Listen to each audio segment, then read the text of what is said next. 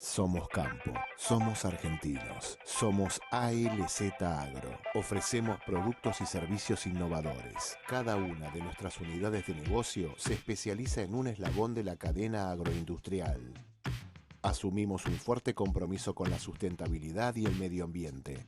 Somos ALZ Agro, Alianza en Crecimiento. Trabajamos por un campo mejor. Hola, Wenceslao, ¿qué tal? Buen día. Hola Carlos, ¿cómo va? ¿Cómo andas vos? ¿Bien? ¿Se escucha bien? Perfecto, perfecto. Bueno, bárbaro. ¿Querés probar si puedes compartir bien lo que tengas que compartir? ¿O abrir tranquilo el archivo que tengas que abrir? ¿No lo estás viendo? No. Ah, no está compartido, perdón.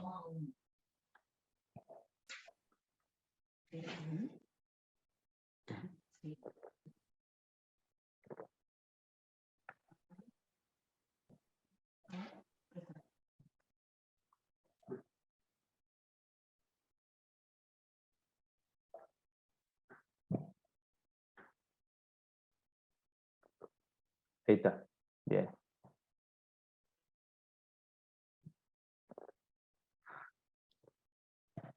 Ahí se ve perfecto. No se ve como, Bárbaro. no se ve como Bueno. presentación, digamos.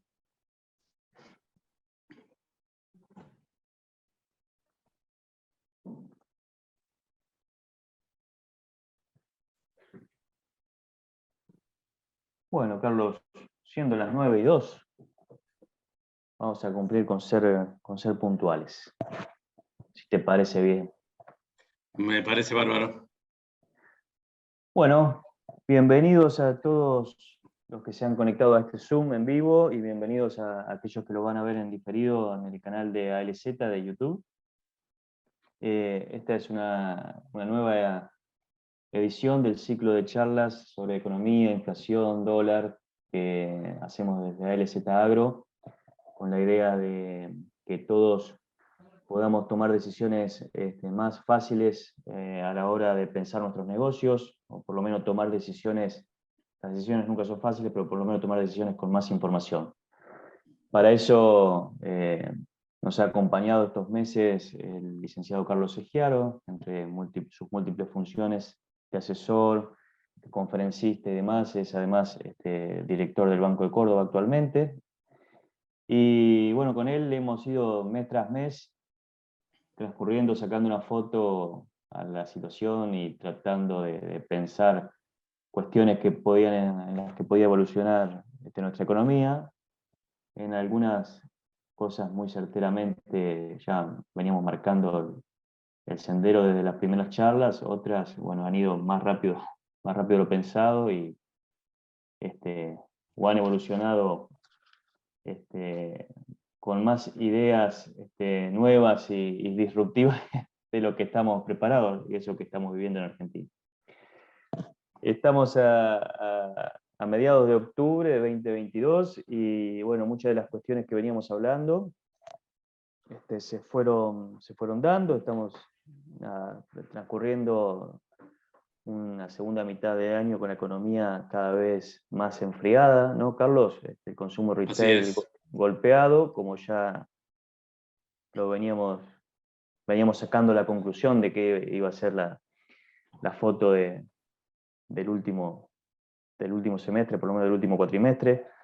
En un momento la foto era un poquito más de actividad, parecía que había un poco más de actividad, pero una muestra de las ganas de desprenderse de los pesos de los consumidores y bueno, que la dinámica de esta inflación, que lejos de parar, se aceleró. Trae una consecuencia natural, que es que las personas que son asalariadas tengan menos poder adquisitivo y por lo tanto se congele o se baje su poder de compra.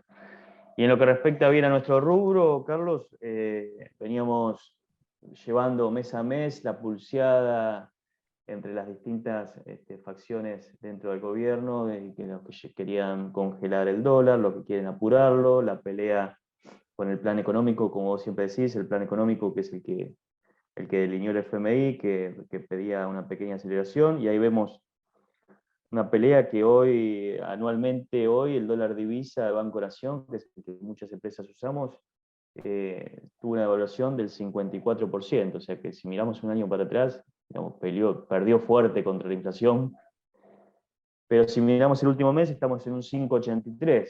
5,83 tampoco es esta inflación, pero ahí sí empieza a parecerse mucho. Bueno, en ese contexto estamos actualmente. Vamos a escuchar un poco la visión de Carlos y después dejamos abierta a preguntas para pensar por lo menos lo que nos queda de último trimestre del año para ver a la luz de estas descripciones o de esta situación las decisiones que tengamos que tomar, ¿no? Carlos, te dejo nomás. Muy bien, bárbaro. Buenos días a todos. Bueno, empezamos mirando un poquito el tema internacional, donde casi diríamos que desgraciadamente se van confirmando la mayor parte de los elementos de análisis que veníamos compartiendo en los últimos meses, ¿no? La visión de que la economía mundial está en una situación de desaceleración, pero que en realidad ya en algunos países claves, digamos, del funcionamiento de la economía mundial, estamos hablando de un escenario abiertamente recesivo. El presidente de los Estados Unidos, Joe Biden, reconoció el viernes pasado no solo que Estados Unidos está en recesión, sino que dijo todo el 2023 va a ser recesivo para los Estados Unidos. Su mensaje intentó ser tranquilizador al decir que la recesión va a ser leve. Eso fue lo que dijo. Ahora, con ustedes veníamos compartiendo en reuniones anteriores el texto que se lee de un documento del Fondo Monetario, donde el Fondo Monetario hace varios meses advertía sobre la complejidad de la situación internacional y cómo esto no tenía antecedentes desde hace varias décadas. Tanto el Fondo Monetario como el Banco Mundial volvieron a emitir algunos documentos sobre este tema en los últimos 15 días. A mí me llamó la atención un párrafo del texto del Fondo Monetario de hace unos 15 días cuando dijo: lo peor está por venir. Y en realidad está claro que Estados Unidos está en recesión, más de la mitad de los países europeos también está en recesión, con muchísima preocupación, si ustedes miran la situación en los medios de comunicación europeos, además con niveles de tensión en términos sociales por la venida del invierno, el aumento de los costos energéticos, etcétera, donde obviamente juega un rol la guerra entre Ucrania y Rusia y sus consecuencias en términos de abastecimiento sobre los mercados europeos. Pero tal vez el punto más delicado para mirar en términos del desempeño pobre que cabe esperar en la economía mundial tiene que ver con los rumores en relación a la salud de la economía china. En realidad hay algunos analistas, yo siempre rescato esto, la mayor parte de los analistas occidentales siempre habitualmente se equivocan en sus pronósticos sobre el desempeño de la economía china. Pero en realidad hoy está sobrevolando la visión de que China podría entrar en recesión el año que viene. Esa situación no tiene antecedentes en muchísimo tiempo, porque la última vez que China tuvo un escenario recesivo fue hace 50 años. Está claro que la economía china se está desacelerando, eso es evidente, digamos, y por supuesto es altamente preocupante.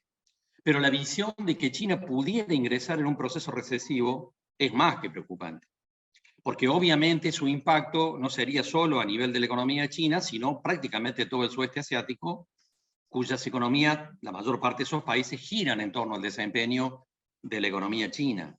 De tal manera que la verdad es que la película está mostrando señales de mucha preocupación con respecto al funcionamiento de la economía mundial de cara al 2023. Esto no es una novedad en las reuniones que venimos teniendo con ustedes, porque desde hace meses veníamos viendo que el proceso iba en esta dirección.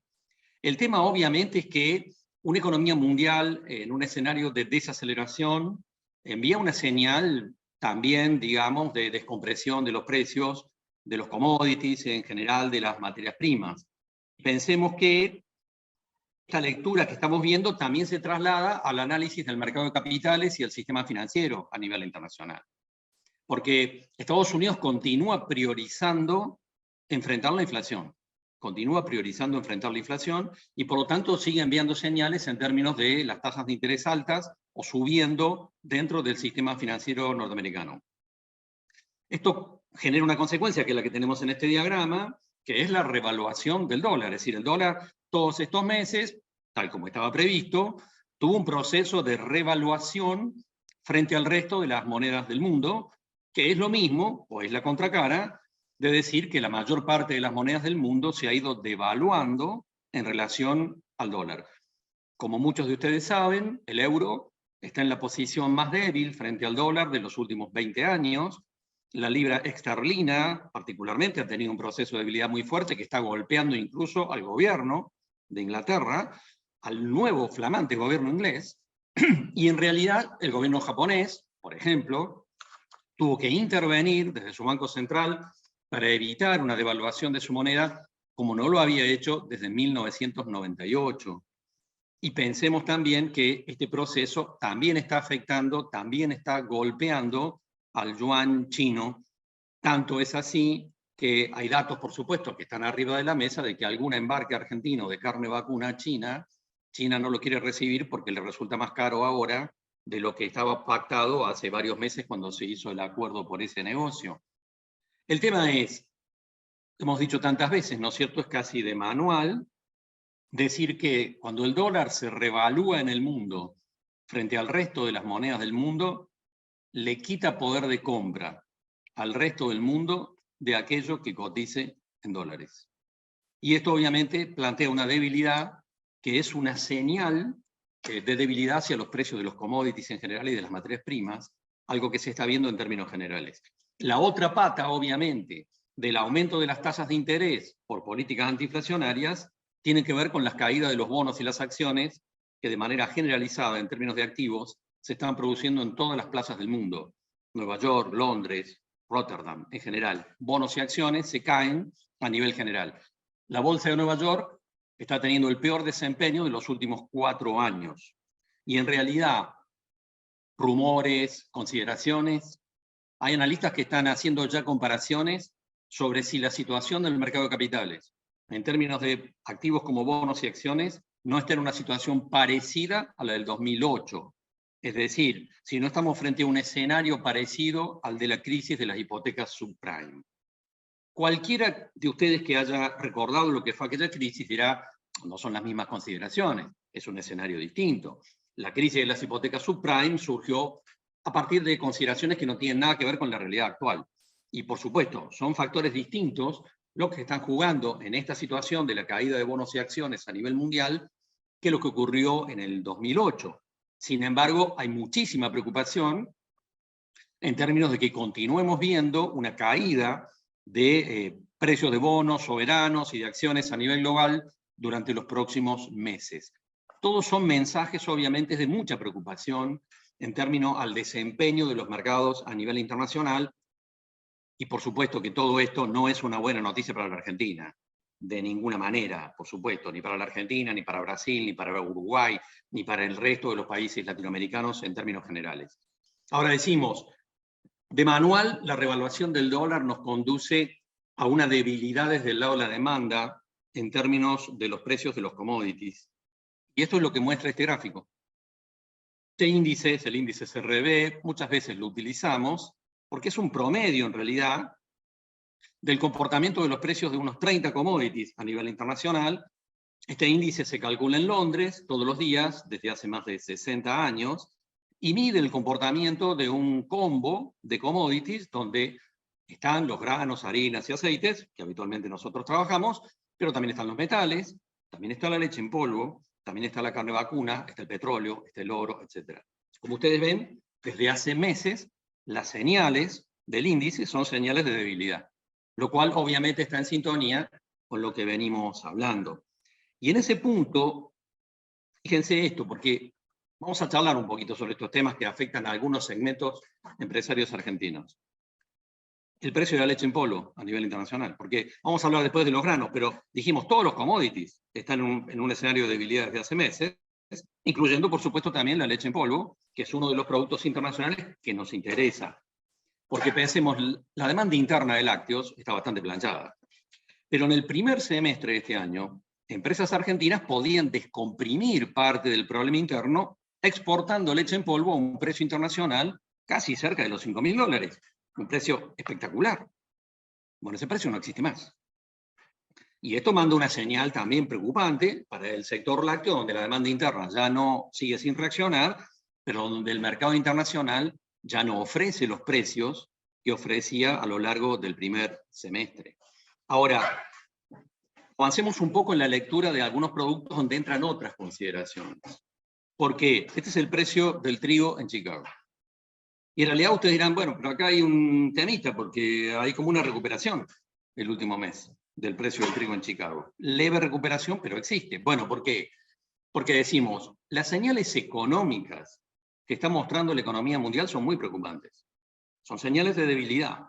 Y por lo tanto son señales que no nos plantean la hipótesis de recuperación de precios en Chicago, pensemos particularmente, a no ser que haya un problema de oferta. A no ser que haya un problema de la oferta puntualmente sobre algún producto. Y cuando miramos el gráfico con respecto al precio del trigo en Chicago, hay que decir que hay dos temas de oferta dando vuelta que expresan la recuperación. El primero es la renovación del problema del conflicto entre Ucrania y Rusia. Pensemos que hace más de un mes la lectura era de descompresión, que Turquía y las Naciones Unidas habían intervenido, había una mediación que permitía que la producción ucraniana pudiera salir a través de los puertos del Mar Negro, y eso obviamente descomprimía situaciones con respecto al precio del maíz, con respecto al precio del trigo, con respecto al precio del girasol.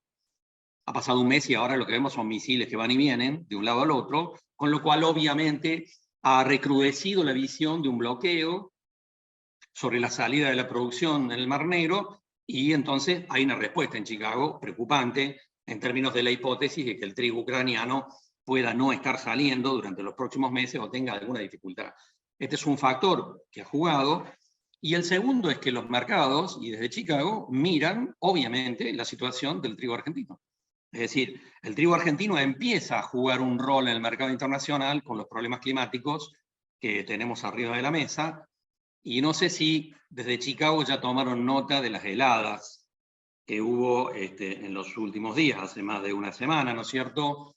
Yo particularmente acá en Wenceslao, la verdad que he estado haciendo algunas giras en Provincia de Buenos Aires, también en Santa Fe, en algunas conferencias a lo largo de los últimos 10 días, y la verdad es que el impacto de las heladas me parece bastante más complicado de lo que se está diciendo, ¿no? Es decir, una lectura muy preocupante con respecto a los rindes.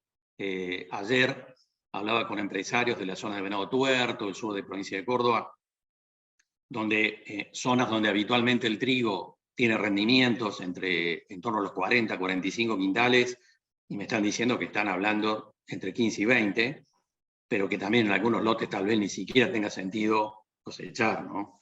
De tal manera que la verdad que ahí tenemos una incógnita, pero los mercados están tomando nota de eso, en términos de que Argentina tiene un problema serio en términos de su producción de trigo, no solo por la sequía, sino también por estas heladas que golpearon fuertemente. Pero digamos entonces como mini conclusión de esta primera parte internacional, la economía mundial no está de fiesta.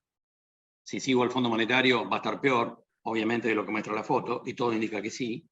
Esas son señales de debilidad, y por lo tanto, trasladado al análisis de precios de Rotterdam, de Londres, de Chicago, digamos que la única expectativa alcista tiene que ver con un problema de oferta, que puntualmente se produzca. El problema es que un problema de oferta planteado en términos climáticos afecta a nosotros. Claro, de cada sería nuestro problema climático. Lo aprendí lo aprendí. Quedó grabado de esto mismo que venís diciendo ya en los últimos 2 meses. Si una suba de precio puede provenir de un problema de oferta, el problema es que el problema de oferta lo vamos a tener nosotros. Sí, efectivamente. Nosotros. Te iba a decir, está lloviendo un poco, camino a Córdoba, yo lloví en el norte de Buenos Aires, pero bueno, la verdad que es un paliativo muy leve con todo lo que pasó con las últimas heladas y demás, como vos estás contando.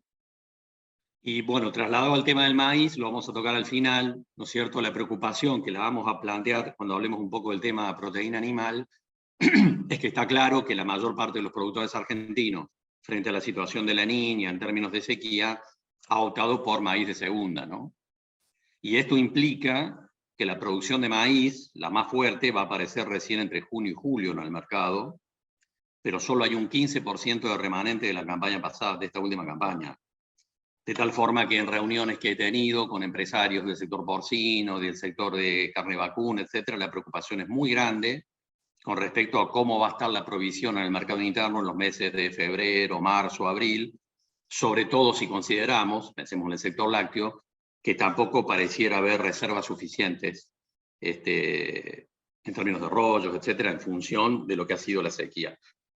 Pero vamos a tomar este tema en un instante y avancemos entonces sobre la situación de las variables internas, ¿no?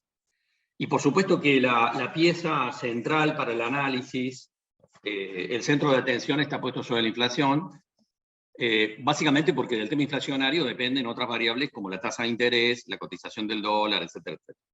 Aquí tenemos la evolución mensual, ¿no es cierto?, de la inflación, que calcula el INDEC, por supuesto el dato oficial, y en realidad acá el gobierno empieza a jugar un partido finito en términos de que la mayor parte de las consultoras en la Argentina dice que la inflación de este año, cuando lo cerremos en diciembre, va a indicar que la inflación minorista que calcula el INDEC, el promedio de las consultoras dice va a ser del 101%.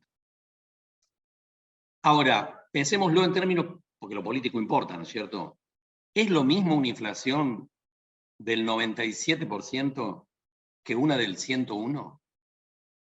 Y alguno despreocupadamente dirá, bueno, son 4 puntos de diferencia, no hacen nada. No, políticamente son muy importantes porque no es lo mismo una inflación de 2 dígitos que una inflación de 3 dígitos. Cuando lo vemos a Sergio Massa intentando este acuerdo con las empresas proveedoras de bienes de consumo importantes que le llaman precios justos, el gobierno quiere que haya unos 1.500 productos que queden de alguna manera estabilizados o congelados durante los próximos 3 meses. Lo que estamos viendo es un intento del gobierno argentino para que la inflación minorista que calcula el INDEC termine en 2 dígitos, aunque termine en el 99%, digamos. Ahí, Carlos, sí. te hago una pregunta, porque yo sé que vos asesorás también a muchos empresarios supermercadistas. ¿Le ves algún nivel de probabilidad de que mantengan algún precio congelado a pedido del gobierno por más de 15 días? ¿Por más de una semana? Es poco probable, pero está claro que lo van a intentar, ¿no es cierto? Porque en realidad me pongo bajo la hipótesis que ellos manejan escuchándolo a de Mendiguren, que es obviamente el jugador que más sabe, digamos, dentro del equipo económico por ser un industrial y tener una relación muy fluida con los empresarios. Lo que maneja de Mendiguren, que lo ha expresado en los medios, es que varios segmentos o muchos segmentos empresarios en la Argentina en los últimos meses, frente a una hipótesis incorrecta, en realidad de golpe devaluatorio, decidieron de alguna manera cubrirse con subas de precios exageradas. Y que esto es lo que hay que revisar y que este es el punto de negociación que de Mendiguren considera sería razonable que muchos empresarios que hicieron aumentos en sus precios, digamos, y armaron un colchón, resignen parte de ese colchón en los próximos 3 meses. Yo digo, este es lo que el gobierno argentino está diciendo, y me parece que es la argumentación con la cual se plantea la negociación. Me pongo sobre un producto emblemático, que no está en el índice de precio al consumidor, pero que me parece interesante como ejemplo, que es el de los neumáticos. Porque en realidad recuerdo el argumento del presidente de FATE, hace 3 meses, en medio de un conflicto gremial, diciendo, nosotros seguimos produciendo algo, en realidad vendemos a 17.000 pesos, y resulta que después lo veo vendiéndose al público en 60.000, con lo cual en realidad hay empresarios que hicieron un colchón exagerado. Ahora la provisión de neumáticos empieza, supongamos, a normalizarse. Ahora, ¿alguien puede esperar que los precios de los neumáticos bajen? Suena poco probable, ¿sí? Ahora, no suena tan improbable que en los próximos 3 o 4 meses los precios de los neumáticos se mantengan estables. Es decir, que no suban. Es decir, si hubo efectivamente un colchón, es lógico pensar que si hay un colchón muy fuerte, los empresarios de ese sector en los próximos 3 o 4 meses sean permeables a una negociación que indique, está bien, no lo voy a subir los próximos 3 o 4 meses, lo voy a mantener acá, Con lo cual el índice inflacionario de ese producto es 0. Ahora, vamos a ver en la cancha qué pasa con esto. Lo que sí está claro es que la expectativa del gobierno argentino es intentar, por estos mecanismos, que son de discreto resultado, intentar que la inflación no llegue a los 3 dígitos.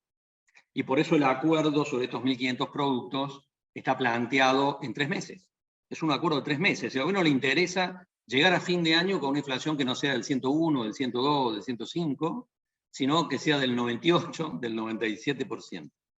Ahora, hay un tema no menor que es parte, no digo de un debate, pero sí la lectura de qué va a pasar con la inflación el año que viene. El gobierno dice que la inflación el año que viene se va a descomprimir. La mayor parte de las consultoras privadas coincide con eso. Coincide con esa lectura. Solo que hay diferencias en cuanto al número, ¿no es cierto? El gobierno argentino en el presupuesto dice, y la inflación va a ser el 60%. Y algunas consultoras dicen, no, va a ser el 70%, va a ser el 80%. Ahora, hay una coincidencia, y es que la inflación se descomprimiría parcialmente con respecto a este año. La pregunta que alguien se puede estar haciendo es, ¿y por qué? ¿Por qué habría una descompresión de la inflación? Y en realidad la respuesta tiene que ver con lo que vos expresabas al comienzo. La economía se está enfriando. Es decir, está en un proceso de enfriamiento. Y eso, de manual, me dice que una economía que se está enfriando, no digamos que entre en recesión, pero sí que se está desacelerando, debería enviar una señal de descompresión en términos inflacionarios. A mí me parece razonable que sea así, aunque obviamente relativicemos esto. Decir que la inflación el año que viene puede ser el 70%, no estamos diciendo que los precios van a bajar, ¿no es cierto? Sino que van a seguir subiendo, solo que a un ritmo algo menor que el que estamos viendo este año. Y en ese punto, en realidad, decir que la inflación es del 100% o puede ser del 70%, es seguir discutiendo si estamos en la biosfera o en la estratosfera, ¿está bien? Es decir, la lectura es, por supuesto, que la inflación va a seguir siendo altísima a lo largo del año que viene, aunque haya alguna señal de descompresión con respecto a la inflación del presente año. Ahora, lo que nos importa en términos de análisis, y acá entonces tenemos que hablar del dólar y tenemos que hablar de las tasas de interés, es que recordemos que el acuerdo con el Fondo Monetario Internacional tiene cosas que están escritas de manera explícita. Y en ese acuerdo hay 2 cosas que están escritas de manera explícita que nos importan en este análisis. Lo primero, lo que está puesto en el punto A, y es que las tasas efectivas en pesos en el sistema financiero se tienen que situar por encima de la inflación.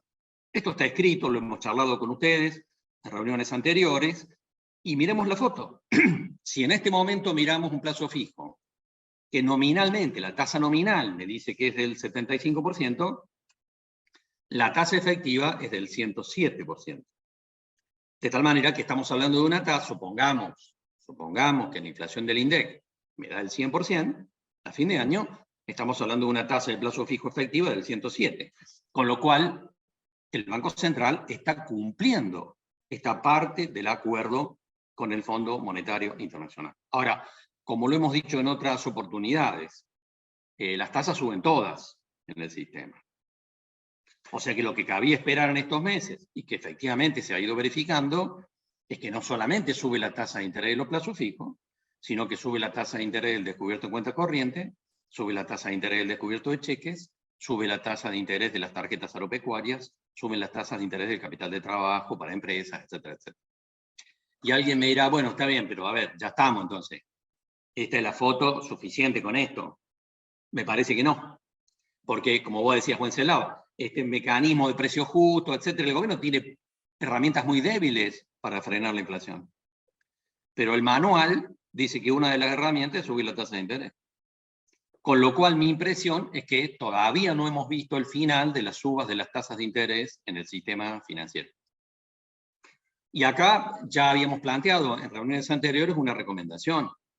Y la recomendación es a las empresas, obviamente, que tengan mucho cuidado en el manejo de la liquidez y del capital de trabajo, porque el que quede descalzado en este contexto y tenga que caer al sistema financiero, obviamente va a sufrir las consecuencias de eso en términos de tasas de interés, que en términos reales se acercan a lo que veíamos en el 2016 o en el 2017, donde por supuesto la recomendación es pasarle a los bancos por la vereda de enfrente, ¿está bien?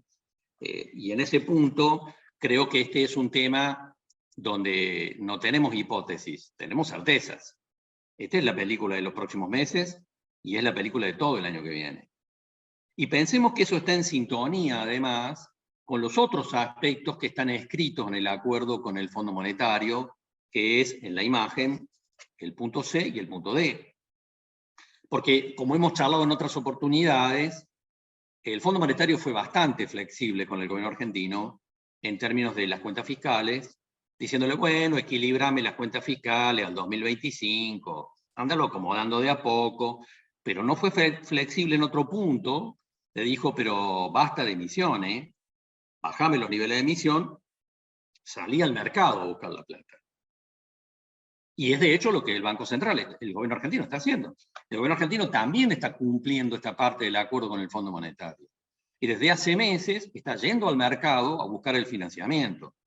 Y pensemos que entre agosto y septiembre, el gobierno argentino salió al mercado a pedirle 2 billones de pesos, con B larga, 2 billones de pesos. Y alguien desprevenido me dirá, ¿y quién le prestó 2 billones de pesos? Los bancos, las compañías de seguro, algunos fondos comunes de inversión.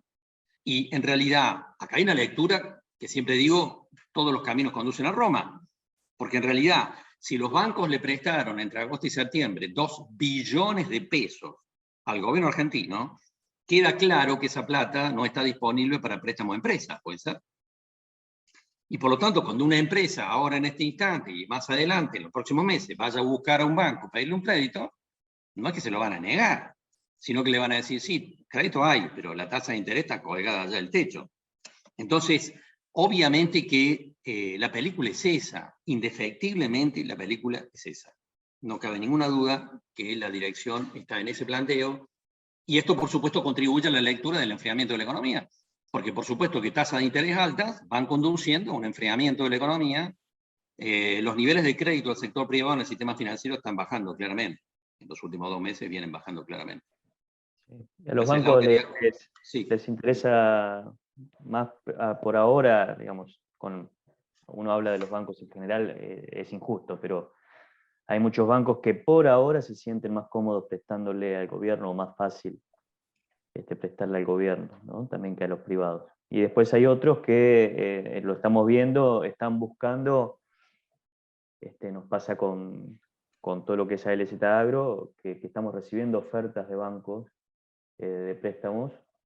Yo entiendo que lo que está pasando es que están buscando privados que tienen un track record y que tienen confianza para colocar fondos, ¿no? Entonces, como nunca estamos recibiendo muchísimas ofertas de financiamiento de bancos y con ampliación de montos hacia el grupo, digamos, y reuniones para recalificar y demás, ¿no? Entonces, yo lo tomo como, evidentemente, están buscando un destino en privados que se sienten cómodos para colocar más plata, ¿no? En vez de diversificarlo, están apuntando a aquellos clientes con los que se sienten cómodos prestarles y están apuntando todos los cañones ahí. Sí, como vos decís, hay bancos que han bloqueado totalmente el crédito a empresa y otros que están buscando también un reposicionamiento en términos estratégicos, aprovechando ese momento, ¿no? Claro. Buscando una lectura de cómo reacomodarse y ganar algún espacio frente a este contexto. Ahora, mi visión, ¿no es cierto?, es que se va a profundizar este análisis.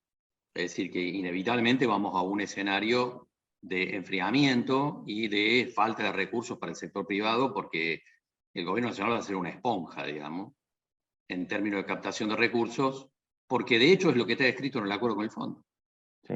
Carlos, aprovecho ahí, y yo sé que vos tenés ahí una opinión, un análisis, porque justamente, digamos, todo esto que vos comentás, ¿viste? Se solapa con ese comentario, con ese rum decir, che, un nuevo plan Bonex, un nuevo plan de gobierno, ojo con los bancos tienen muchos bonos, los depósitos, bla, bla, bla, bla, bla. ¿Qué opinión tenés al respecto sobre todos estos rumores que hace unos meses que están circulando, digamos? Bueno, el rumor sobre la hipótesis de un plan Bonex me parece absurdo. Y pensemos en la lógica que hay detrás de esto, ¿no es cierto? El plan Bonex, a fin de la década del 80, fue una acción del Banco Central para, de alguna manera, frenar una bola que tenía en términos de que sus pasivos estaban indexados en su mayoría, digamos. Pensemos que en el sistema financiero todo eran depósitos de plazo fijo a 7 días, un sistema de depósito de plazo fijo a 7 días. De tal manera que el Banco Central tenía sus pasivos indexados y eso era una bola difícil de frenar. Y por lo tanto terminó cortando todo eso de cuajo y canjeando los depósitos por bonos a 10 años, digamos, en su mayoría. La foto actual es bastante distinta, porque en realidad la mayor parte de los pasivos del Banco Central están a tasa fija, las LELIQ, por ejemplo. La mayor parte de los pasivos están a tasa fija. De tal manera que si yo tengo la mayor parte de mis pasivos a tasa fija, con una inflación del 100%, lo que tengo es una licuación de pasivos progresivo. De tal forma que cuando yo miro esa diferencia, digo, la verdad, lo último que haría el Banco Central sería un plan Bonex. Sería una estupidez inmensa, porque en realidad la situación es muy distinta que la que prevalecía en aquel momento, digamos.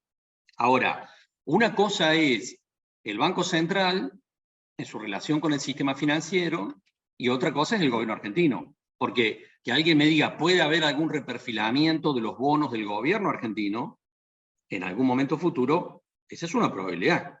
Eso sí, pero no estamos hablando de un plan Bonex. Estamos hablando del gobierno argentino, no del Banco Central, ¿no? Yo sinceramente no veo ningún riesgo sistémico en el sistema financiero argentino. No veo ningún riesgo sistémico, a pesar de todos los problemas que evidentemente tiene la Argentina y tiene el sistema económico. Porque pensemos esto, también en una comparación, porque viste, el rumor del plan Bonex es uno, pero el otro un corralito, el rumor sobre un corralito en el sistema financiero, que también me parece absurdo, y en realidad pensemos en esto. Cuando yo comparo la situación hoy del sistema financiero argentino con el 2001, la verdad, la Argentina tiene un montón de problemas, pero no son los mismos que en diciembre del 2001. Hay una diversidad de elementos distintos, ¿no? En diciembre del 2001, Wenceslao, de cada 10 cheques rebotaban 6. En diciembre del 2001, la mayor parte de las empresas estaban fuertemente endeudadas en el sistema financiero. Hoy no ocurre eso. Hoy no ocurre eso. El nivel de incumplimiento en el sistema financiero está debajo del 3% promedio, es uno de los más bajos de la historia. Además, endeudadas en dólares estaban también, Carlos, ¿no? Y además teníamos un sistema bimonetario que no tenemos hoy, ¿no es cierto?, en diciembre del 2001. De tal manera que yo digo, no hay riesgo sistémico en el sistema financiero argentino, y no sé si rescaté alguna anécdota, la volvemos a plantear, ¿no es cierto?, porque hace 4 o 5 meses en una conferencia me enojé un poco porque gente que me decía, bueno, ¿qué hacemos con los pesos? Y yo decía, bueno, hagan un plazo fijo UVA. Si es capital de trabajo, hagan un plazo fijo UVA y van cubriéndose el proceso inflacionario. Y en el fondo del salón, un tipo levanta la mano y me dice, pero son a 3 meses los plazos fijos UVA. Y yo le digo, ¿y cuál es el problema? Y me dice, y no sabemos lo que va a pasar en 3 meses. Perdón, casi lo reputeo, digamos. No va a pasar nada en 3 meses. Le dije, ¿qué va a pasar en 3 meses? No pasa nada, digamos. El sistema financiero argentino no está bajo ningún riesgo sistémico, digamos, ni de cara a los próximos meses, ni mirando al próximo año, en realidad, ¿no? De tal manera que, yo digo, lo del plan Bonex vale la explicación que decíamos recién, y por supuesto que tampoco veo ningún riesgo sistémico en términos también de los rumores que circulan en torno al corralito, ¿no? Yo no tengo esa lectura y creo que, bueno, son parte de la información basura que circula siempre, como alguna que circula también diciéndole a la gente que saque la plata de la caja de seguridad porque va a haber una incautación de la caja de seguridad. Bueno, la verdad que son locuras, digamos, no tienen que ver con una realidad objetiva, ¿no?, en términos de lo que puede ocurrir. Ahora, un punto importante que está en el acuerdo con el Fondo Monetario y que nos interesa mirar, después vamos a hablar un poquito del tema del dólar, que es central, ¿no es cierto?, en este punto, es que hay un compromiso del gobierno argentino en el acuerdo con el fondo de recuperar niveles de reservas. El Fondo Monetario Internacional, en realidad, la semana pasada emitió su documento dando cumplimiento a la segunda revisión del gobierno argentino, en términos de que efectivamente el gobierno argentino está cumpliendo también con esto. Y este gráfico muestra las líneas rojas, en realidad son los compromisos que están en el acuerdo con el Fondo Monetario en términos de las reservas que tiene que tener el Banco Central. Y la línea azul muestra lo que está pasando con las reservas netas, que obviamente tuvieron una situación bastante crítica y que se han ido descomprimiendo hasta situarse, no digo en una situación de tranquilidad, porque no es así, pero sí cumpliendo lo que está en el acuerdo con el fondo. Y alguien dirá, bueno, pero eso es transitorio, esto tiene que ver con el decreto del dólar soja y lo que pasó en septiembre. Y yo quiero aquí ampliar un poco el escenario. El Banco Central y el gobierno argentino tienen una estrategia, obviamente, para recuperar niveles de reservas y generar tranquilidad en el mercado de cambios, o generar menos turbulencias, que no es solamente lo que se hizo con el dólar soja durante septiembre, sino que hay un combo de elementos que está dando vuelta ahí y que explica la recuperación de ese gráfico a lo largo de este último mes. Alguien dirá, bueno, pero lo del dólar soja ha sido fundamental. Sí, pero ha sido complementado con otras cosas. Creo que dijimos en la última reunión, ¿no es cierto?, que Sergio Massa se subió a un avión y se fue a pasar la gorra a nivel internacional y le fue bastante bien porque consiguió recursos adicionales del Banco Interamericano de Desarrollo, consiguió recursos adicionales del Banco Mundial. Es inminente un anuncio de un acuerdo adicional con China por una ampliación del swap y por un adelanto de fondos del gobierno chino por unas obras de infraestructura que se van a hacer en la Patagonia. Mi lectura es que va a haber un aporte ahí que puede estar en torno a los 1.500 millones de dólares. Además va a salir próximamente, así como fue el dólar soja, va a salir un dólar minero en un compromiso con el sector minero para también adelantar recursos de parte del sector minero. Y del otro lado está, obviamente, el nuevo sistema de control de importaciones, el CIRA, que en realidad, de alguna manera, es una herramienta con la cual el Banco Central y el gobierno argentino pretenden tener un control más férreo sobre las importaciones en términos de que no se le escape la tortuga en términos de triangulaciones, sobrefacturación, cautelares, etcétera, etcétera. Esto está generando muchas complicaciones y mucho debate que ya vamos a charlar, pero en realidad, digámoslo así, cuando hablamos de la recuperación de reservas de parte del Banco Central, que es evidente que se ha producido, no es solamente el dólar soja. Hay un combo de elementos que están ahí, y en ese punto lo que yo considero, porque alguien ahí me está diciendo, sí, pero esto se va a licuar en 2 meses, estamos de nuevo con el mismo problema. No, sinceramente no. Yo creo que el nivel de riesgo que podríamos pensar sobre el nivel de reservas del Banco Central hay que trasladarlo a enero, febrero, cuando empecemos a ver cuál es el resultado de la cosecha. Y si la sequía y de alguna manera la niña pueden impactar fundamentalmente sobre la producción de soja, digamos, ¿cierto? Pero digamos que eso es un elemento de incertidumbre que no tenemos arriba de la mesa.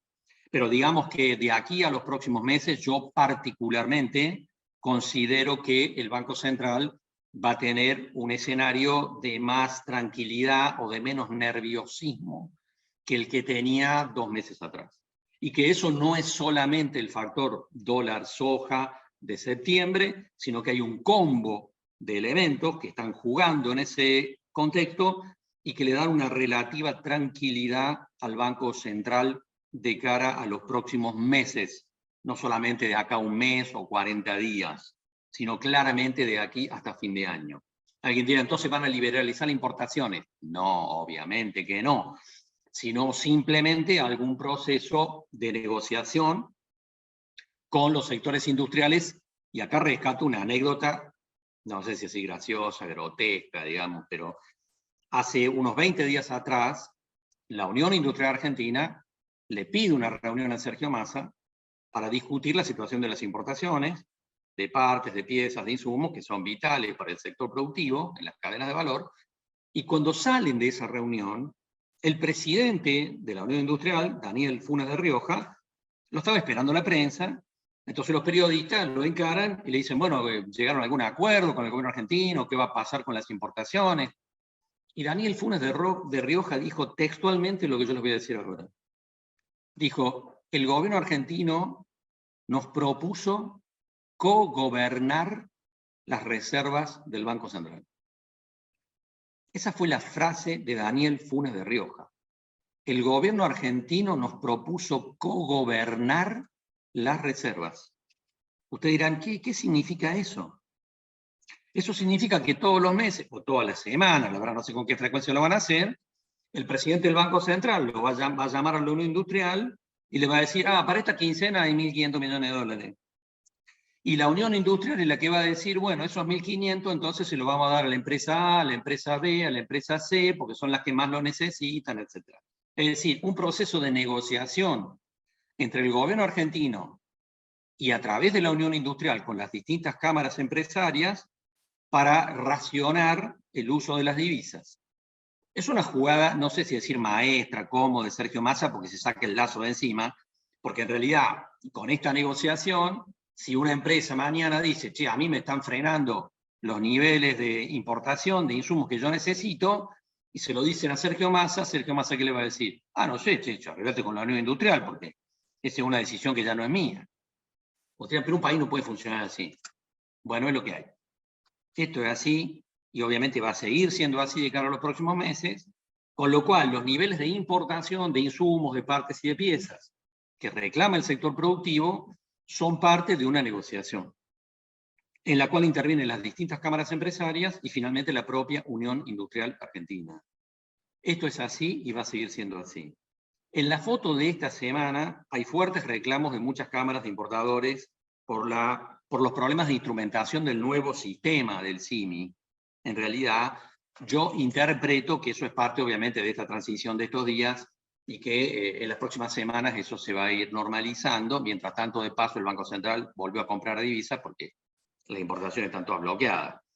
Interpreto efectivamente que es una transición en la instrumentación de un nuevo sistema, que es el que tenemos desde este día lunes, digamos, ¿no? Ahora, que todo esto nos sirva para discutir el tema dólar, que es el que está en el punto B, ¿no es cierto?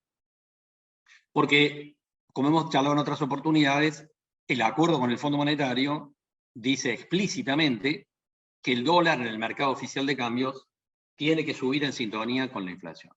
Vos rescatabas, Wenceslao, recién, que si uno toma un año no se está cumpliendo eso, pero convengamos esto, el acuerdo con el fondo se firmó en marzo. Es decir, el tema es, bueno, ¿qué pasó desde marzo a abril para acá? Y el Fondo Monetario, en el último documento, dice, el gobierno argentino no está cumpliendo esta parte del acuerdo adecuadamente, vemos que hace un esfuerzo, dice el fondo, porque como vos decías recién, Wenceslao, en septiembre el dólar subió 6,2%, y la inflación fue del 6,2%, es decir, si miramos septiembre, está cumpliendo de alguna manera eso, pero desde abril para acá hubo un desfasaje. Que el Fondo Monetario cuantificó. El Fondo Monetario dice, bueno, si esto sigue así, el desfasaje a fin de año es de 12 puntos. Está puesto en el documento. El Fondo Monetario dijo, hay 12 puntos de diferencia con respecto a lo que acordamos en marzo, digamos. 12 puntos no es tanto, ¿no es cierto? Es decir, no estamos hablando de un atraso de 50 puntos, de 100 puntos, sino que el propio Fondo Monetario dice, desde que firmamos el acuerdo y de aquí a fin de año, mi estimación es que venís 12 puntos abajo de lo que acordamos. Ahora, en esa lectura es muy interesante ver lo que está pasando en el mercado. Porque acá tenemos el ROFEC de Rosario, y fíjense la posición de diciembre. Ahí tenemos dos barras, ¿no es cierto? La más clarita corresponde a mediados de septiembre, y la otra corresponde a ayer, digamos. Miremos la posición de septiembre, la que teníamos en septiembre para la posición de diciembre era 197.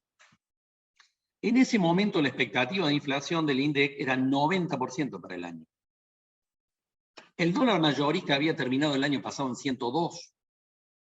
De tal manera que si uno decía 197 versus 102 con expectativa inflacionaria del 90%, el número cerraba. Es decir, el mercado estaba interpretando efectivamente el cumplimiento del acuerdo con el Fondo Monetario.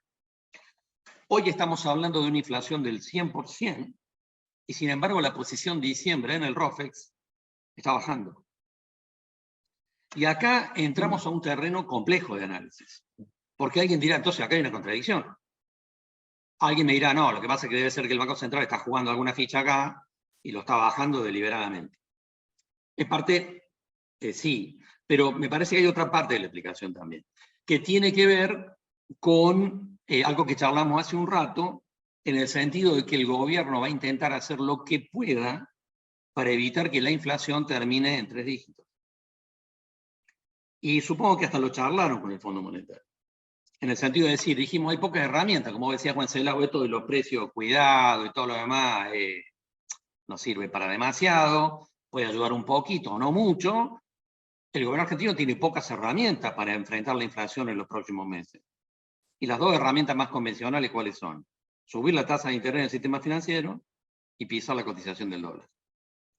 Una parte importante de los analistas en el mercado está considerando que el dólar mayorista a fin de año podría estar en torno a 180 pesos. Hay consideraciones en torno a esa hipótesis, digamos. Ahora, lo que por supuesto yo no veo por ningún lado es un golpe regulatorio, ¿no? Es decir, lo que estamos viendo es una descompresión del mercado, va en sentido inverso, digamos, a la visión que alguna gente puede tener de un golpe regulatorio. En algún momento, Carlos, habíamos hablado de un no fue en septiembre, fue en agosto, de un pequeño salto para que se adecúe. Ya vos en septiembre ya planteabas que ya no lo veías esa posibilidad ni siquiera de un pequeño salto para que se adecúe en la foto anual a diciembre con la inflación. Hoy seguís pensando igual, ni siquiera el pequeño salto. Y hoy refuerzo esa visión, ¿no? Porque lo que veo es una preocupación central del gobierno por evitar los 3 dígitos.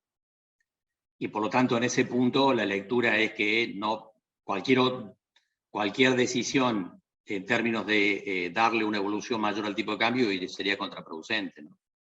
Mi impresión es que podemos ver este mes y el mes que viene lo que vimos en septiembre. Es decir, el dólar va subiendo, de hecho lo vemos esta semana también, el dólar mayorista va subiendo, más o menos en sintonía con la inflación, pero mi impresión es que de aquí a diciembre no van a intentar recuperar los 12 puntos que le planteó el Fondo Monetario. Que en todo caso esa sería una acción para enero-febrero, digamos. Sí, sí. Al mismo ritmo, sí, no recuperar con ese pequeño saltito la foto de diciembre, pero a lo mejor sí ya para la foto del nuevo año. Pues el nuevo año parece como que sí, así pasara, viste, como que hubiera un abismo y empezara todo de nuevo, cuando en realidad nada, seguimos. Seguimos sí. En esta economía, ¿no? Sigue todo, si la vida sigue, los proyectos siguen y demás, pero bueno, a los efectos de la foto contable y de la foto, como decís vos, de la inflación de 3 dígitos, tal vez eso lo dejen para el año que viene, ok. Y este gráfico muestra los rendimientos financieros de septiembre, donde vemos el dólar, ¿no es cierto?, que subió el 6,2%, en sintonía con la inflación, los plazos fijos y todo lo demás en terreno negativo, ¿no? Todo lo demás en terreno negativo. Yo acá quiero rescatar que, por supuesto, esto está también en sintonía con lo que está pasando en todo el mundo. Porque, como decíamos al comienzo, bonos y acciones se caen en la Bolsa de Londres, en Nueva York, se caen en todos lados. Por supuesto, también en la Argentina. Y la Argentina siempre potenciando las caídas, ¿no es cierto? Siempre con un nivel de potenciación sobre el resto. Y yo acá quiero rescatar, porque quiero ratificar algo que yo vengo recomendando desde hace algún tiempo, porque cuando me dice, bueno, chequeado con los pesos, si es capital de trabajo y anda a un plazo fijo UVA, si lo podés hacer, y anda a un plazo fijo tradicional o a un bono en pesos que ajuste por ser, digamos, estas son las variantes para capital de trabajo en términos de recursos que yo tengo que usar en los próximos meses. Ahora, cuando alguien me dice, ¿qué hago con una plata que yo puedo inmovilizar por más tiempo? Yo sigo diciendo que es recomendable comprar acciones y bonos de la deuda argentina, que están a precio de remate, pero que en realidad, si alguien va a ir por eso, son inmovilizaciones de al menos 1 año y medio, 2.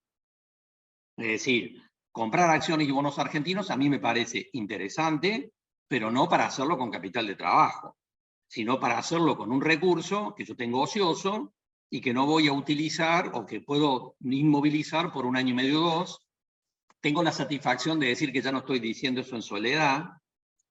Pusimos en nuestro informe semanal hace 2 semanas, Juan Celao, que Morgan Stanley dijo eso hace 2 semanas. recomendando comprar bonos y acciones argentinas, pero bajo la misma lógica, para inmovilizar a la espera al 2024, digamos. Cuando cambie el gobierno, cuando haya otro escenario también para mirar el partido. Porque uno diría, los bonos y las acciones están cayendo en todo el mundo, sí, pero los bonos y acciones argentinos están sobrecastigados en términos de este contexto, digamos, y pensemos, las acciones de YPF obviamente tuvieron una recuperación en Nueva York importantísima a lo largo del último mes, porque hay mucha información muy positiva con respecto a la situación de la empresa y con respecto a la situación de la exportación de energía desde Argentina en los próximos años. Pero digo, más allá de lo puntual, que vale para YPF o vale para Vista Oil o tantas otras empresas que operan sobre el sector energético argentino, creo que yo sigo pensando lo mismo, digamos, en términos de recomendación. Creo que son una oportunidad, bonos y acciones argentinas, pero con un horizonte de inmovilización de 1 año y medio a 2 años. Ahora, en este plano, me gustaría ir sobre un problemita que veo en términos de proteína animal. Este es el índice de precio del novillo, donde se ve claramente que en los últimos meses todo está estabilizado y en caída. Y quiero rescatarlo con un comentario que me hicieron empresarios en una reunión de hace 20 días en Río Tercero, donde un frigorífico me dijo, el último mes 7 carniceros me pidieron que le compre la carnicería. Es decir, gente que está saliendo del sistema. El mercado interno no reacciona, obviamente. La pérdida de poder adquisitivo de millones de personas sigue configurando un escenario donde hay una traslación de carne vacuna hacia pollos, por más que alguien me dirá, sí, pero el precio de los pollos está subiendo. Sí, por supuesto, pero en la relación sigue siendo, digamos, un proceso en el cual la demanda interna de carne vacuna está muy golpeada. Pero además, dijimos al comienzo, está cayendo el precio internacional de la carne vacuna, por la debilidad internacional y particularmente China. O sea que tenemos desde la demanda un mercado interno flojo y tenemos un precio internacional que va para abajo.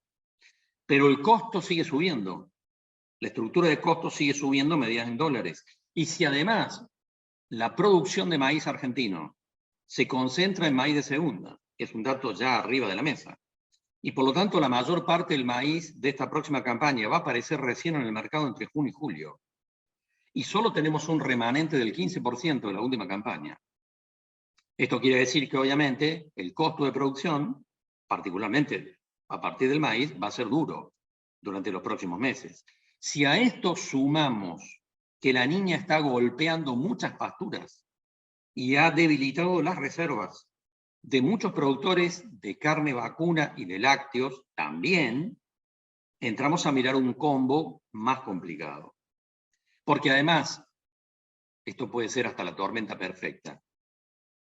Si la niña sigue golpeando a muchas partes de la región pampeana, donde hay pasturas y ganadería extensiva, no sería descabellado pensar que en algún momento de los próximos meses, en realidad algo que tal vez ya comenzó, nos encontremos con un proceso de liquidación.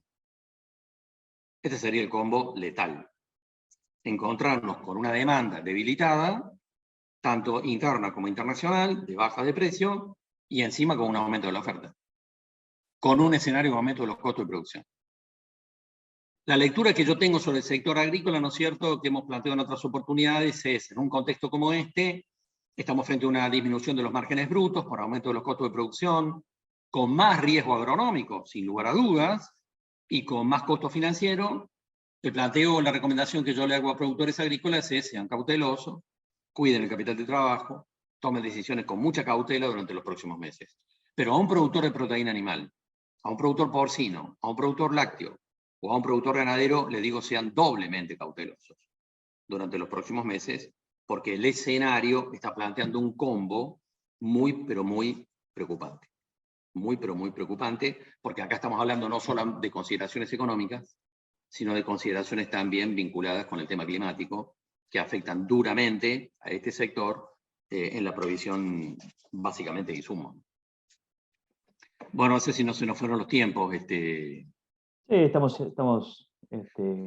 justos, digamos, justos por si a alguien se le ocurre alguna pregunta, justo para para que la tire. Esto que vos comentabas también, ahora lo último, venía de la mano entre los tantos rumores que tenemos dando vuelta. El mes pasado se hablaba de un rumor de $1 para el maíz, de $1.200 para el maíz, y que ahí sí tenía, si bien el dólar para la soja tuvo relación con y produjo un desfasaje con muchos derivados de la producción de soja que se usaban para alimentos, el dólar del maíz tendría un impacto directo sobre lo que es el Sería una locura. Si algo imagino que no va a ocurrir es eso, Wenceslao. Es más, yo creo que es más probable una intervención del gobierno argentino sobre el mercado del maíz que sobre el trigo, en términos de control de la inflación, del tema del mercado interno. Porque me parece más delicada la situación del maíz frente a esta situación de que la mayor parte del maíz sería de segunda y aparecería recién en junio o julio, con un 15% de remanente de esta campaña. Me parece que sería eso más preocupante para el gobierno en términos del mercado interno que una cosecha de trigo golpeada por la sequía y por las heladas, ¿no? Me parece más preocupante. Si me pongo en el lugar del gobierno, me estaría preocupando más por el maíz que por el trigo. Y en este punto yo digo claramente es probable, es altamente probable que haya intervención del gobierno argentino para intentar contener el abastecimiento interno. O sea que iría en el sentido claramente inverso de la hipótesis de $1 a favor del maíz, porque no tendría sentido. Sería un golpe brutal, digamos, sobre la situación interna. Yo veo a productores porcinos, lácteos y ganaderos muy preocupados por el abastecimiento del mercado interno entre los meses de marzo, abril y mayo, ¿no? Y dólares especiales, está viendo, digamos, está hablando fuerte sobre el dólar minero, que ya estaría a implementarse, y después sobre otros sectores, ¿hay algo más? Bueno, viste que se planteó para el sector informático, para intentar, digamos, tratar de blanquear una parte sustancial. Cuando uno mira las exportaciones del año pasado en software, diseño gráfico del sector informático argentino, el balance de pagos arrojó $6.500 millones en blanco. Si vos pensás, Wenceslao, que en realidad el sector ganadero argentino exportó por 3.500 millones, el sector minero el año pasado exportó por 3.500 millones, el sector de software, diseño gráfico, etcétera, exportó por 6.500 millones el año pasado, en blanco. Cuando la mayor parte de la gente que conocés vos y que conozco yo, opera de noche, puede ser, cobra triangulando, etcétera, etcétera. Yo digo, ese sector hoy debe estar exportando por unos 15.000 millones. Genera 200.000 puestos de trabajo, ¿no? Es uno de los sectores tal vez más dinámicos de la economía argentina. Sí, medio oculto. Y con más proyección de crecimiento, ¿no? Nosotros estamos también en la Cámara Fintech, que a raíz de nuestras empresas, de nuestro proyecto llamado Kira, que ahora a continuación voy a hacer algunos comentarios sobre cómo estamos con esto. Pero bueno, todas las empresas de la Cámara Fintech proyectan aumentar su plantel laboral.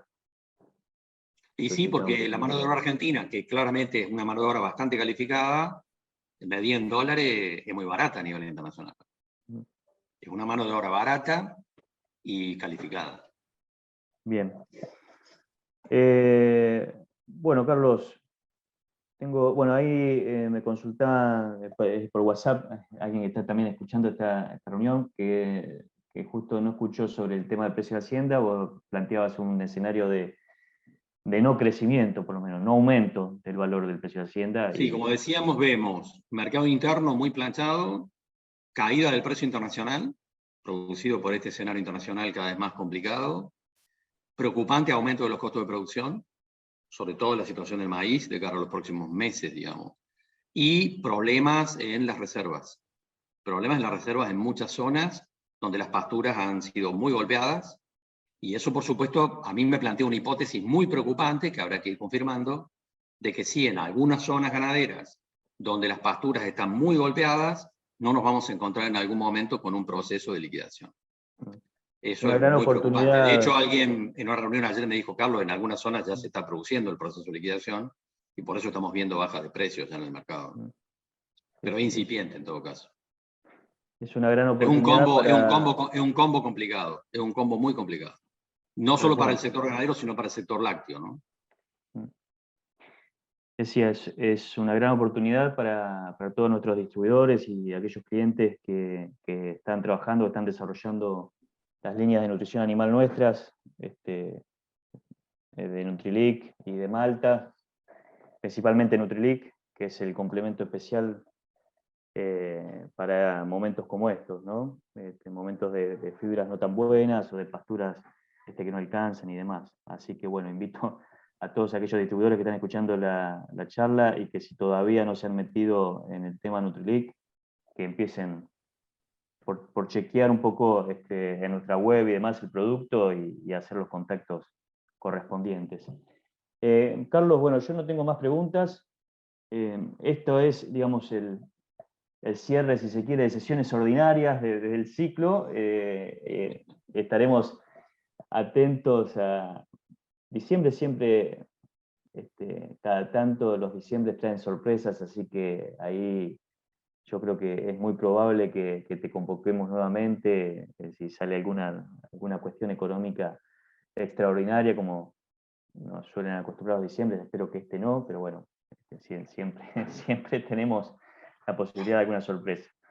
Por lo demás, Carlos, te agradezco muchísimo por este ciclo de charlas, por darnos siempre tu visión, que bueno, la posibilidad de participar en un ciclo de charlas da eso, la posibilidad de ir viendo con cierto dinamismo, digamos, no es una charla que aparece una vez al año y después desaparece, sino ir viendo dinámicamente los puntos que vamos repitiendo y remarcar las cuestiones que vamos viendo para reforzar las ideas y tener las cuestiones bien claras. Ahora, a continuación, invito a todos a quedarse unos minutos más para escuchar lo que tenemos desde ALZ Agro para comentarles sobre Kira Global y Kira Pagos. Y bueno, Carlos, nuevamente te agradezco por tu participación. No, muchísimas gracias a ustedes. Buenos días. Buenos días. Al resto que está acompañándonos ahora en vivo y que va a vernos después en diferido por nuestro canal de YouTube de ALZ Agro, los invito a quedarse 5 minutos más. Queremos contarles en qué está el grupo respecto a la digitalización del agro. En particular tenemos 2 proyectos que muchos de ustedes conocen, que es Kira y Kira Pagos. Y bueno, digamos, lo primero que queremos marcar es hacia dónde vamos. Y en realidad no solamente ALZ Agro, sino hacia dónde vamos en Argentina o hacia dónde vamos todos los que estamos relacionados con la comercialización de insumos en el agro. Y entendemos que la digitalización de la compra es clave para optimizar costos. Justamente una de las cosas que Carlos marcaba mucho es el tema de los costos y cómo optimizarlos, ¿no? Entonces, ¿qué buscamos? ¿O hacia dónde está la búsqueda? Bueno, de tener procesos de compra más eficientes, de lograr transparencia en la gestión de compras. Vamos hacia inversiones en tecnologías para la compra, todos, un poco más, un poco menos, estamos pensándolo, presupuestándolo, o ya estamos haciendo inversiones en tecnologías para la compra. Tenemos que lograr una planificación de compra más eficiente. Estamos nosotros particularmente como grupo buscando el desarrollo proactivo de nuestros distribuidores. Yo creo que lograr que nuestros distribuidores sean ágiles es fundamental, lograr que estemos todos a la vanguardia, lograr capacitación para estar atentos a aprovechar oportunidades es fundamental y hacia ahí vamos, lograr decisiones de compra inteligente, optimización de costos de compras, lograr cambiar el paradigma tradicional del abastecimiento, ¿no? El meternos en la era digital nos permite abaratar costos de abastecimiento. Entonces, básicamente, ¿hacia dónde vamos? Hacia buscar la eficiencia, ¿no? Y esa eficiencia entendemos que va sí o sí de la mano de la tecnología, que ese es el camino. Por eso, digamos, hoy nosotros tenemos 2 proyectos que ya llevan un par de años de trayectoria. Uno es Kira, kiraglobal.com, y el otro es nuestra billetera Kira Pagos. Sobre Kira, kiraglobal.com, es el primer e-commerce 100% transaccional del agro en Argentina, que significa 100% transaccional, que quien compra, quien entra a la web, ve precios, puede comprar, recibe la factura, puede pagar y puede gestionar ahí mismo el envío o el retiro del producto por nuestros Kira Points, sin tener que enviar un mail, sin tener que llenar un formulario de consulta, ni nada. Es 100% transaccional del inicio al fin. Cualquiera puede comprar, es decir, quien está habilitado para comprar en agroinsumos puede comprar, pero no cualquiera puede vender en Kira, no cualquiera puede ponerse y vender un producto, porque con esto buscamos cuidar la calidad de los productos que se están ofertando.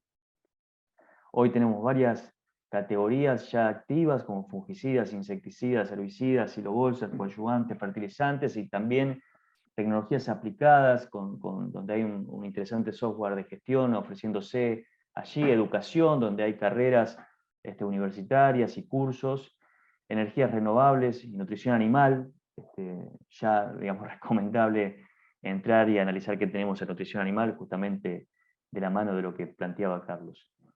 Y lo más interesante es que tenemos varias y diversas formas de pago, de transferencias, de la posibilidad de utilización de nuestra billetera Kira Pagos, de las tarjetas de agro, todas las Visa Agro que andan dando vuelta, y checks corrientes o diferidos. Implica un análisis de crédito que hace la plataforma en forma automática. Plataforma Galicia, que es la plataforma del Banco Galicia, que ya está implementada dentro de la web directamente, con lo cual todos los clientes que tengan créditos con Galicia pueden utilizarlo directamente, y pagos con granos disponibles y en algunos casos hasta canjes futuros. Nuestra propuesta de valor para los productores es que tienen un producto que va directo del fabricante, que tienen precios a la vista, que tienen diversidad de forma de pagos, que tienen servicio técnico de postventa y que tienen la posibilidad de buscar mercaderías puestas en diversos Kira Points que están en distintos puntos del país y que además pueden arreglar las tarifas adicionales por entregas a campo. Y estos mismos beneficios para los productores son a la vez las propuestas de valor para los distribuidores, donde obviamente, y ya lo hemos dicho en todas las presentaciones que hemos hecho, cualquiera de estos proyectos tecnológicos digitales que llevamos adelante tienen un lugar especial para toda la red física de distribuidores, todos aquellos que hacen la última milla y la atención cara a cara del productor, porque entendemos que lo que estamos haciendo son digitalizar procesos, y la digitalización de procesos implica la existencia de los distintos eslabones como están ahora, pero logrando que cada eslabón tenga una función más eficiente y logre ganar mejor dinero que lo que hace en la forma tradicional. Entonces, ¿cuál es la propuesta de valor para los distribuidores? Lograr beneficios impositivos a través de lograr que el distribuidor haga una intermediación en vez de una compra y una venta entera del producto. Poder darle a los distribuidores diversidad en formas de pago, que hoy tal vez les sea costosa procesar. No tener riesgos de cobranzas, no tener inmovilización de capital, y esto está puesto en negrita porque es fundamental. Tener otra forma de mostrarse, otro canal. Muchos de los distribuidores que tenemos actualmente están implementando sus canales digitales. Esto lo que decimos es, uno puede implementar su canal digital y a la vez puede participar de un canal digital global que le permite tener mayor visibilidad que en su propio canal individual. Y oportunidad, por supuesto, al tener otro canal comercial, de ampliar su cartera de clientes.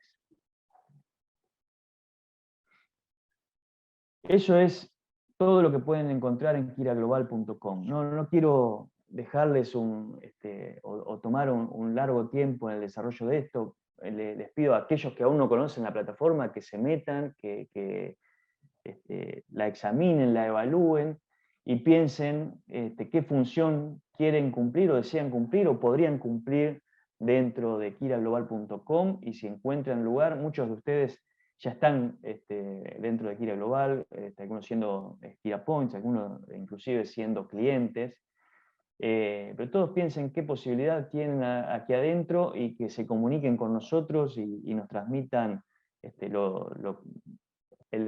lugar que quieren ocupar dentro de este nuevo proceso de digitalización de los negocios del agro. Y de la mano con estas herramientas es que tenemos Kira Pagos, también ya con muchos meses de ruedo, con muchos clientes que la han adoptado y que la usan activamente. ¿Y qué es Kira Pagos? Nosotros decimos que es la billetera del campo. Básicamente es la primera billetera virtual que nació pensada para empresas. Es una solución que viene a facilitar el trabajo de nuestros clientes. Y bueno, ¿hoy qué es? Hoy es una app descargable del Play Store para los que no tenemos Apple, o del Store de iOS para los que usan toda la tecnología de iPhone. Pero hoy es solamente una app, pero ya estamos en proyecto y la estamos probando en la versión web también, para aquellos que, como está orientada a empresas, para aquellos que necesitan una herramienta que se pueda utilizar a través de la computadora de la oficina, para que la puedan usar su administración y la use a la vez como un home banking tradicional, ¿no? ¿Qué funciones tiene la billetera? Justamente, por un lado, granos. ¿Qué hace? No hacemos un proceso, digamos, extraño con los granos, sino que hacemos básicamente la digitalización de la comunicación tradicional que tiene un productor o un acopio con su corredor. Kira Pagos es ALZ Mercados, que es nuestra empresa que hace corretaje de granos. Entonces, básicamente, con la app lo que logramos es digitalizar esa comunicación, lograr una respuesta inmediata de parte del equipo comercial de ALZ Mercados, y a la vez lograr que el cliente pueda obtener todas las anotaciones, llamémosles entre comillas, de los negocios que va generando y que le queden reservadas y a la vista en su celular en la app.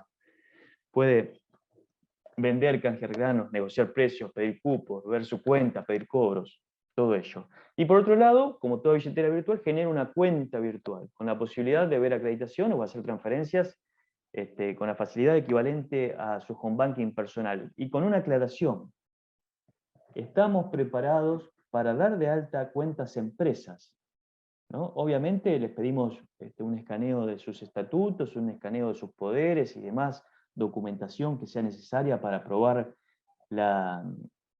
que la persona que se da de alta en representación de la empresa tenga los poderes correctos y adecuados, pero hacemos muy fácil y muy ágil la posibilidad de altas de empresas en Kira Pagos, y que logran, para la parte de dinero, logran manejar sin costos, sin comisiones mensuales, sin comisiones por transferencias, todos los dineros de la empresa. Es decir, pueden cobrar de cualquier cliente, o pueden, si tienen granos, pueden cobrar granos, o si directamente no están en el rubro de granos, son transportistas, pueden cobrar sus facturas al CB Corta U de Kira Pagos y hacer todos los pagos que quieran por transferencia a través de la app. Y esto les va a provocar una disminución importantísima de costos. Y además, algo muy importante, si ustedes son personas humanas, hoy las billeteras virtuales no graban los movimientos en impuestos a los débitos y créditos, es decir, que tienen un ahorro especial comparado contra el manejo de una cuenta corriente. Un ahorro especial y muy importante. ¿Qué buscamos con Kira Pagos? Y en realidad buscamos los primeros atributos son los que buscamos con todos nuestros desarrollos Kira, tanto con el e-commerce como con Kira Pagos. Buscamos simplicidad, buscamos rapidez, buscamos que todo quede registrado, transparencia en las operaciones. Esos son los atributos que nos guían. Y además, bueno, información, que todo quede guardado. Y la información también es un atributo que vale para el trabajo en Kira Global, ya que básicamente aquel que sea cliente y que compre productos va a poder ver en su perfil las compras que ha ido realizando y tener un registro de eso. Aquellos que son Kira Points van a tener un sector, un back office, como se le llama, donde van a poder ir viendo el seguimiento de sus operaciones y el seguimiento de las comisiones que van generando por esta función y demás. Y aquellos que quieren ser influencers, que también es una actividad, métanse en kiraglobal.com. Influencer es alguien que tiene la posibilidad de generar negocios y ganar una comisión por eso, también va a tener su sector donde va a poder ver su back office, donde va a poder ver toda la información de los negocios que genera, ¿no? Transparencia, información son atributos que seguimos. Y la usabilidad para Kira Pagos. Donde estoy haciendo lo que sea voy a poder usarlo. ¿Por qué? Porque está en mi teléfono. Así esté sentado arriba de la sembradora, de la cosechadora, así esté sentado en mi oficina o esté donde esté, voy a poder chequear mi teléfono y voy a poder hacer una transferencia a las 24 horas.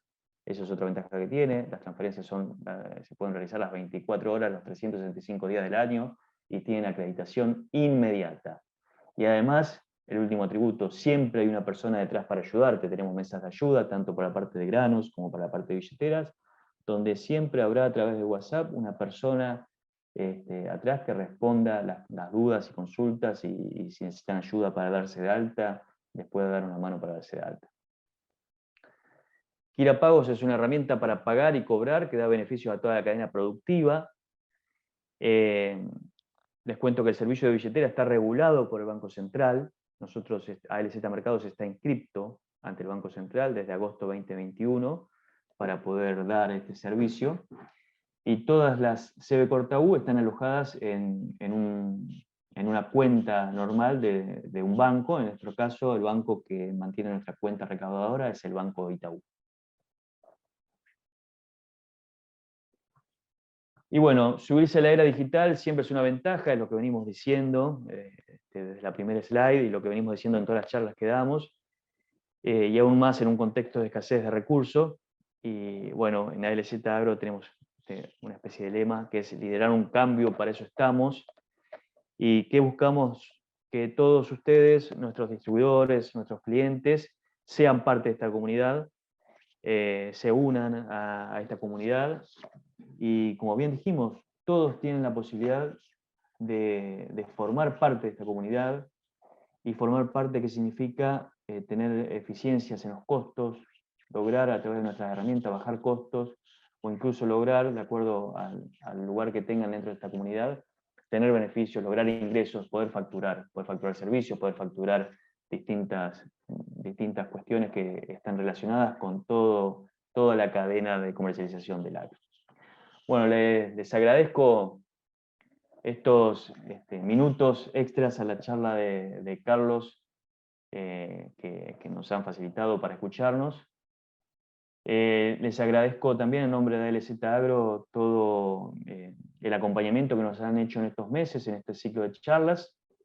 Les vamos a enviar una encuesta, seguramente durante el día de hoy. Nos va a venir bien su respuesta para saber un poco si les ha servido y qué tipo de charlas quieren escuchar en el futuro. Y bueno, desde ya muchas gracias y quedamos a disposición para, si alguno tiene alguna pregunta ahora puntual, la puede hacer, y si no, quedamos a disposición para invitarlos a futuras charlas. Ya en algún momento también empezaremos con las charlas a campo de ALZ Agro y demás. Y por supuesto estén atentos a las invitaciones de charlas digitales como esta que vamos a dar en el futuro, tanto referido a lo que es situación económica en general, como a lo que son específicas de las distintas líneas de productos que tenemos. Bueno, muchas gracias a todos por acompañarme.